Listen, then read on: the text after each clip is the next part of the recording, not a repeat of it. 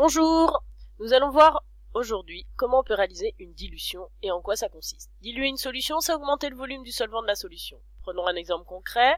Si je prends du sirop qui contient des molécules de sucre en rouge, je le dilue en rajoutant de l'eau, molécule en bleu. On obtient une solution où il y a plus d'eau qu'avant et où les molécules de sucre sont plus dispersées. La conséquence, c'est que mon sirop est moins sucré, sa concentration massique a diminué. Donc diluer une solution, la conséquence, en rajoutant de l'eau, c'est que l'on va diminuer la concentration d'une solution. Concrètement, du coup, si on regarde dans une solution, on va avoir au départ une solution avec un volume donné, ici par exemple 500 ml, on a des molécules de sucre à l'intérieur. Pour le diluer, on va rajouter de l'eau. Ici, on rajoute moitié d'eau, donc 500 ml de plus. On obtient donc une solution qui contient au final un volume de 1 litre. On constate que les molécules de sucre de départ se retrouvent en même quantité dans les molécules de sucre d'arrivée. Effectivement, rajouter de l'eau n'a pas augmenté le nombre de molécules de sucre. Si je regarde au niveau concentration massique, que vous avez vu précédemment, on le calcule en divisant la masse par le volume de sa solution. Ici, pour 500 ml de solution, c'est-à-dire 0,5 litres, on obtient une concentration massique de 36 grammes par litre. Par contre, si j'ai toujours la même masse de sucre, 18 grammes cette fois dans un litre, j'ai une concentration donc moindre de 18 grammes par litre. Le volume a augmenté, il a été multiplié par 2. La concentration massique, elle, a été donc divisée par 2.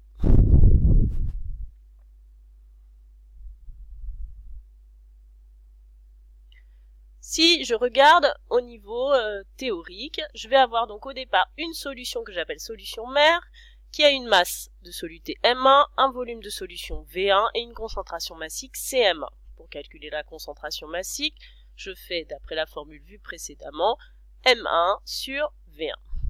Je vais la diluer en rajoutant du solvant et obtenir une solution fille de masse de soluté M2, de volume de solution V2 et de concentration massique CM2 que je pourrais calculer de la même façon en divisant la masse M2 par le volume de solution V2. Cette solution mère, je peux l'appeler 1, la solution fille 2. La solution mère, je peux l'appeler 0 et la solution fille 1. Ou alors la solution mère et la solution initiale I et on obtient une solution fille que j'appellerai solution finale F.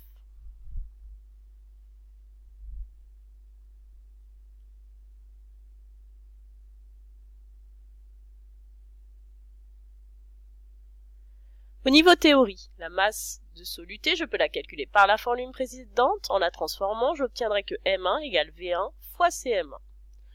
Comme j'ai vu que le sucre ne change pas de la solution mère à la solution fille, la masse M2 de soluté va être égale à la masse M1, donc la masse M2 de la solution fille en sucre va être égale à la masse M1 de la solution mère en sucre. Cette masse, je peux la calculer en France, V2 fois CM2, et donc les deux relations étant égales, j'obtiens la relation suivante qu'on appelle relation d'addition, V1 fois CM1 égale V2 fois CM2. Donc relation la plus importante au niveau de la dilution. Je vais avancer un petit peu le diaporama, qui nous intéresse moins, pour revenir sur la préparation d'une solution. Donc une solution par dilution se prépare de la manière suivante. Je vais au départ prélever de la solution mère à l'aide d'une pipette jaugée de préférence, la plus précise possible. Je vais prélever le volume que je cherche et l'introduire à l'intérieur d'une fiole jaugée, pareil, verrie de précision.